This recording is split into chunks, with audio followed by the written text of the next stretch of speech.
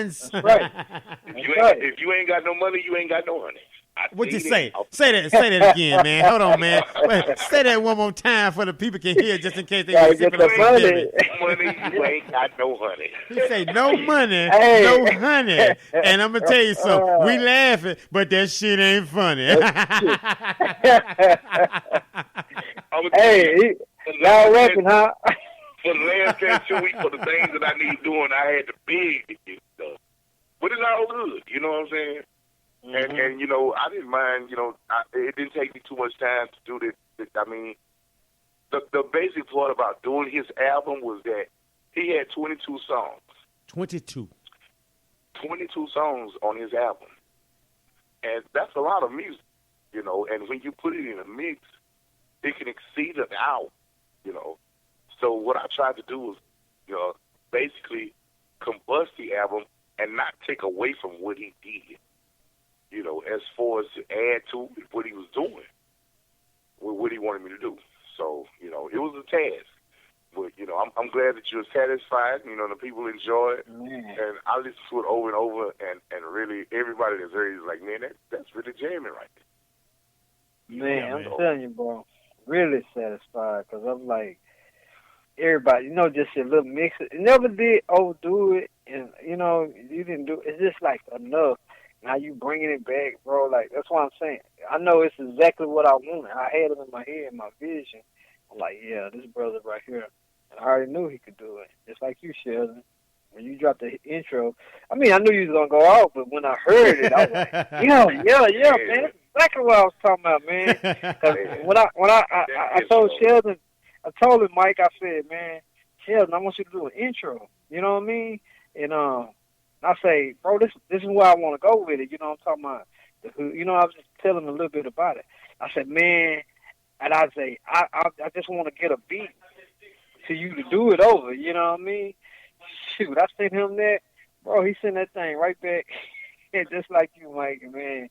I'm like, man, that brother right there. And I keep, hey, man, when I let my daughter listen to it, and when you say, I want you to sit and let it marinate like a like a piece of meat on the grill, baby. My daughter, she loved it, bro. That's talking about let it sit there for a minute, man.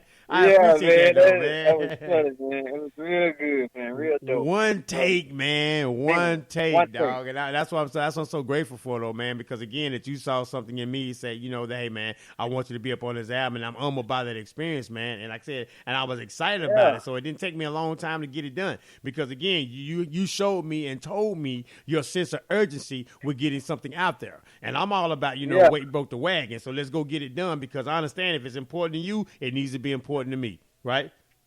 And we got that thing done, man. I mean, it was a little bit delayed in getting the mix and stuff like that, though, man, because of some setbacks and stuff that you had. But everything happened right on time, right when it's supposed to happen. And that's the beauty of it all, though, man. Crockett, Texas, again, stand up, man. Stand up, man. Mike was communicating with me, just like Sheldon, you know how we talk. Yes, sir. And, Mike was communicating with me, bro, every day, man. We was communicating. And this brother was making sure. That's why, hey, man, y'all want somebody to mix y'all stuff, man, y'all holler at my bro. DJ Heav Luv, man, he going to get you right, because he's going to make sure you satisfied. And like I say, this brother is humble. He kept trying to shoot me to somebody else. I like, nope. I kept turning him down, Sheldon. Yeah, man. I like, nah, I want you to do it, brother. I want you. He kept, man. That's why I say, man, that's what made me want to work with him even more. You know what I mean? I'm like, nah, I want you to do it, bro. That if he just would have never did it, hey, man, I'd have had to use somebody. And then now look at the finished results, man. Look at the finished results, because you stayed the course, man. You know, so it was written. This was written, man. Before we were even a twinkle in our mom and dad's eye, man. All this is written, man. All this is written. Because, you know, the stigma on black men that we can't get together, right? We can't get together. We can't get along. We can't do anything productive. We definitely can't have an album that doesn't have a bunch of cussing in it, that don't have the word N-word in it, ain't talking about a whole bunch of old blah, blah, blah. That can't be successful. So we've automatically debunked and defunct all of those things that people say about what can't be done. We are the exception, not the rule. That's right. That's right, man. Y'all brothers so talented. And like I say, you know, that's another thing. How I looked at it, I'm like, man, I know what Sheldon's talented at. I know Mike. I already know what he can do. So I'm just telling these brothers kind of my vision, but they gonna do their own thing. I don't want to try to be having control over it. You know what I mean? I wanted y'all to do y'all thing. So man, y'all did it, man, and I really, man, I was just loved up, bro. Just like, and I said, man, I want my brothers to promote themselves. And like you say, Sheldon, this is what we've been talking about anyway on Think About It Radio. You know, Right. us trying to do our thing, and like I say, bro, you know, we family anyway, bro. We from Crockett, but we don't look at it. We just cool, like we family anyway. Fam, dog. You know what I mean? Oh yeah, bro. We ain't gonna never forget. Never forget where you come from. That's another thing I'm really trying to say. Don't forget where you come from, man. No matter how far you go, because at the end of the day, you know, my heart is in Crockett. That's our hometown. No matter what people say and how far they go, you know, some people want to turn their back on the town. You know, like, oh man, ain't nothing down there. Hey man, that's what made us, bro. Yes. You know, that's what made us, bro. And I ain't gonna never forget. I grew up in the hood. I ain't gonna never forget my experiences in prison and stuff, and all that made me who I am today. Like Mike was saying, like I'm not ashamed of it, but I'm telling these stories to try to like say something positive because I don't want them to use to go the route that I did. You know, I had to leave. There was a lot of heartbreaking stuff, so I try to explore all this stuff on this CD, man. But like y'all help the vision come together. And like I say, man, you want somebody for your intro, you better holler at Sheldon, bro. Oh, really? You want somebody to mix it, holler at Mike, man. I'm telling you, bro, because everybody been saying this spot, bro. Like, and it's just a blessing. It's, you know, I didn't know it was gonna be received like that. But yeah, man, you know, they really been showing love too, bro. That's what's up. I mean, you know, and you know, being in the DJ world. When I did that, when I was, you know, when I got through with it, I was like, man, I need to send some signals to some of my peers to see if I did what I was supposed to do. You know, I sent it, and the cold part about it, I sent it all the way to Canada. And I sent it to the guy that I started out DJing. We started out together, DJ Legal, Kurt White. Shout out Kurt White. Shout out Kurt White, my business partner. We ran internet radio for a whole year, DJ Heav Luv Radio.com, and he was my business partner on that issue. And you know, it was a great year. You know, great year. He allowed me to do Big Mike. Just say it like that. You know, he was like, Big Mike, it's time for the people to know that you do what you do. You know, so I try to give him everything in all aspects. You know, the most trying part about doing my station was I wanted to have the mixes, you know, like every other station, the traffic jazz mixes. I wanted to do Quiet Storm. I wanted gospel shows, you know. And he told me, he said, well, if you want to do all that, he said, I want to let you put your brand together the way you want to do it and tell you how long to run. You know, he kind of walked me through how to actually be a program director. I mean, because I jumped to the game, program director didn't know nothing about it, you know, because I wasn't a radio DJ. But as far as, you know, knowing how to mix and play good music, you know, that was something I studied over the years of a lot of hardship. It was a lot of hardship going through that. Because one thing about DJs, you can't please everybody. I don't care how many people you have in the club. There's going to be somebody that's mad because they didn't get their song. Somebody mad because you cut their song off early. There's always something, you know. Right. And the thing about it with me was that I had no respect for radio DJs because I felt like they was in a controlled environment. You know, they go in the booth, they do their mixes, you know, because they're on their craft, tough. And they do their mixes with no interruptions. You know, being a street DJ is so different because you got to deal with drunk. You got to deal with the people, the attitude. You know, you got to deal with men thinking that you want their women. You know, all of that. You know, it's a whole lot you got to go. Don't nobody want her, dog. Quit tripping. Don't nobody want her. Quit tripping. Go on a day. Enjoy yourself.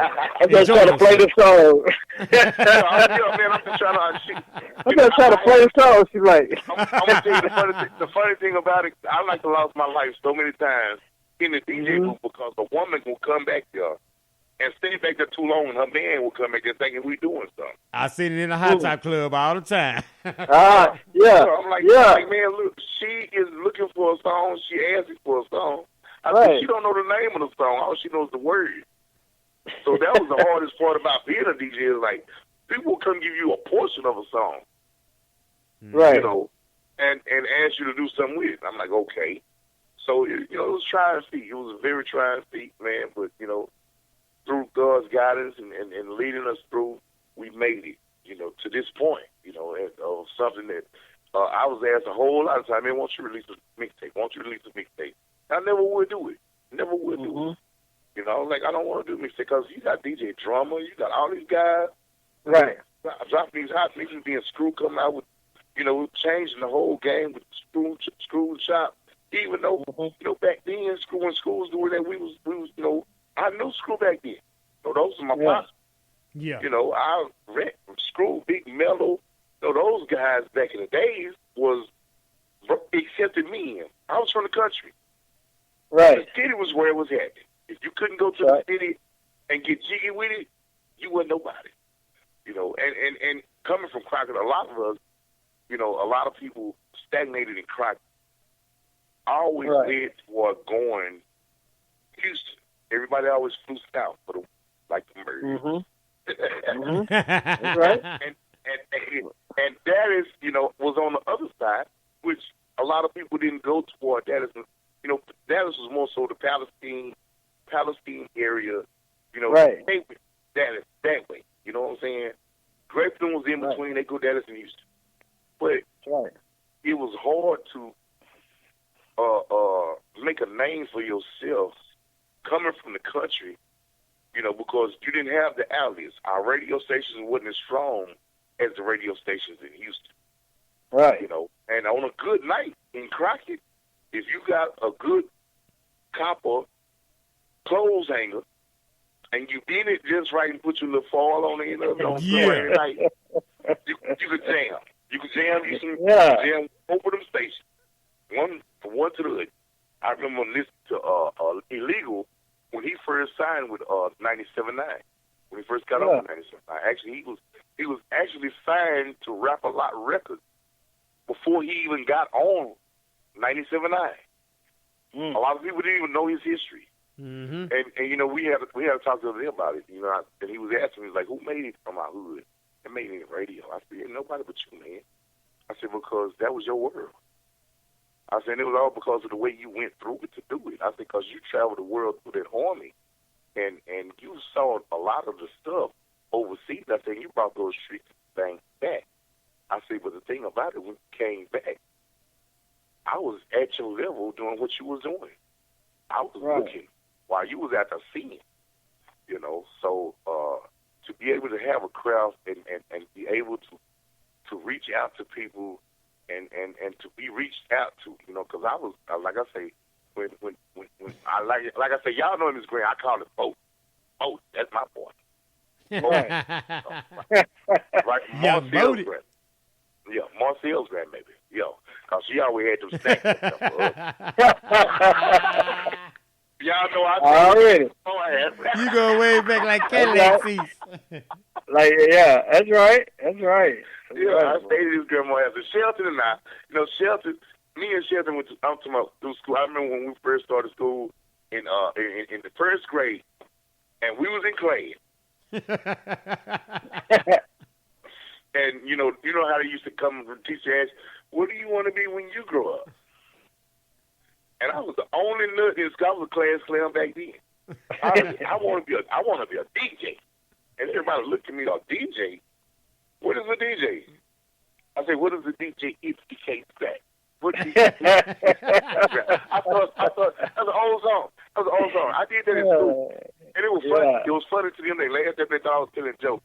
But, through 12 years of school, we went through, it was a lot of ups and downs, hard, because our families didn't have a lot. You know what I'm saying? That's right. Even though, Shelton came from, what we call a good home because he had his mother and his father. Yeah. You know, in his life. You know what I'm saying? So he had a role model.